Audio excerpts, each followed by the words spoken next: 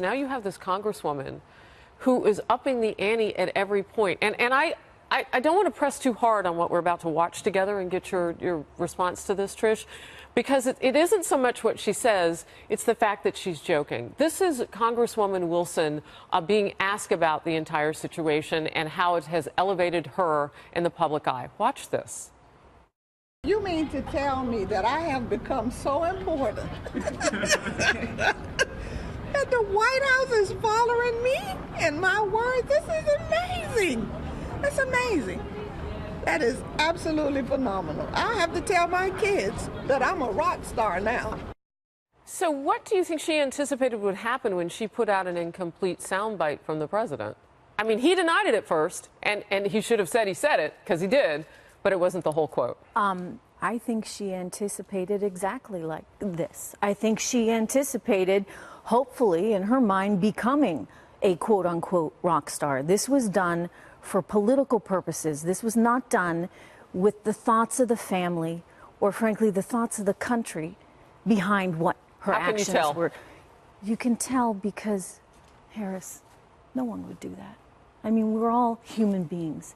No one would do that. No one would make an example of this family and exploit this family for their own political purposes and try and create further divide. I mean, it's just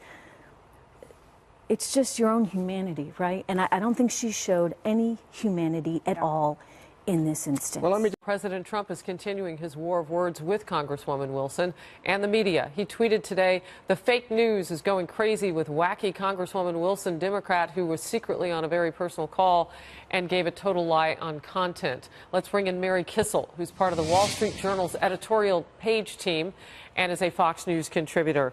All right, we do, as John Roberts put it, we have so many places to take this, but there are a couple of important places. That Gold Star family is hurting. And the person that they lost in that ambush in Niger, senators on the Hill, along with the defense secretary, getting ready to meet in the next 90 minutes to figure out what happened with that operation. Those are the news points. But you have, I understand, Mary, some words to say about fake courage. Well, I think what you saw yesterday from Mr. Kelly, he's out of uniform now, is real courage, was real moral authority, standing up and saying to the American people, there are some things that are sacred in this country. And he wasn't just talking about the sacrifice of the fallen. You'll note later in his comments, Harris, he said, we used to have respect for women, we used to have respect for life, we used to have respect for the church.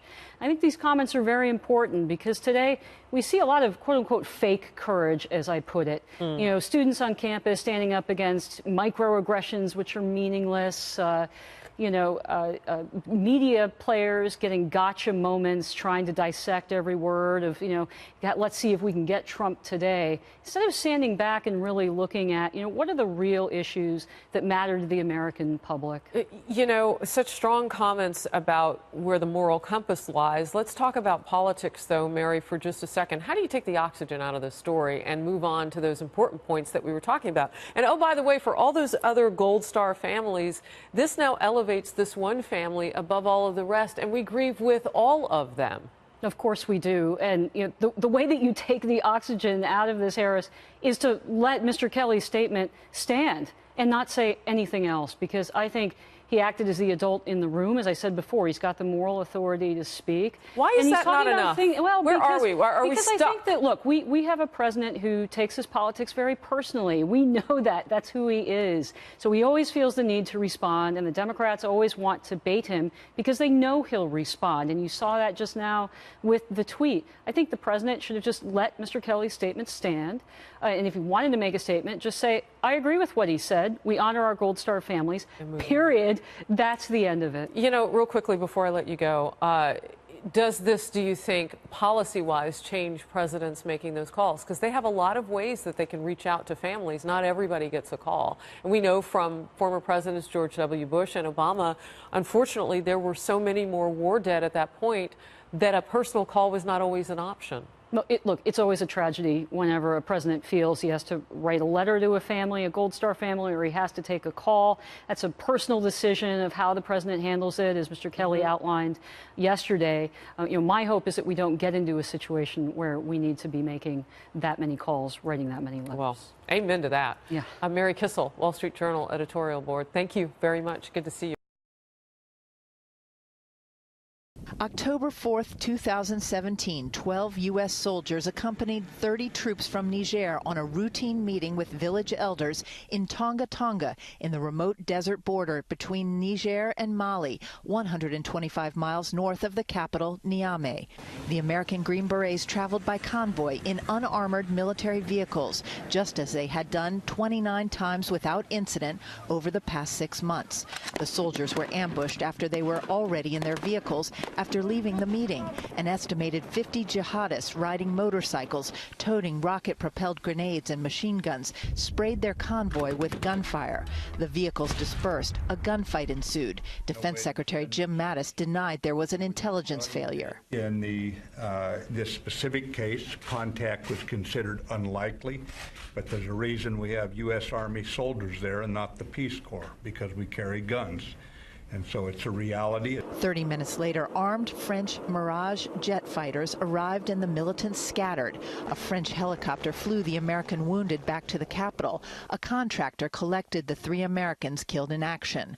Sergeant LaDavid Johnson remained missing. U.S. officials feared he was kidnapped and asked the press to hold off reporting. U.S. Special Operations troops were alerted. U.S., French, and Niger forces conducted an intense search on the ground. No one was left behind. The sense that somehow it was a desolate site, we went back, didn't search for this soldier. Nothing could be further from the truth. 2 days passed before Sergeant Johnson's body was found.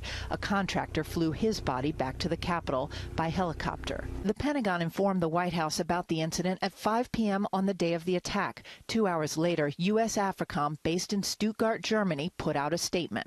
Quote, "We are working to confirm details on the incident and will have more information as soon as we can confirm facts on the ground. No drones were airborne during the routine convoy. The U.S. military says it doesn't have enough. Witnesses blame the attack on a new ISIS affiliate that broke from al-Qaeda in October 2016. Its leader, Adnan Abu Walid, is thought to be holding an American aid worker hostage. Senators are demanding hearings. It may require a subpoena. Do you feel the administration's been forthcoming up to this point about what happened there? Of course not. The delay, as much as the non-disclosure, is a cause for very grave concern.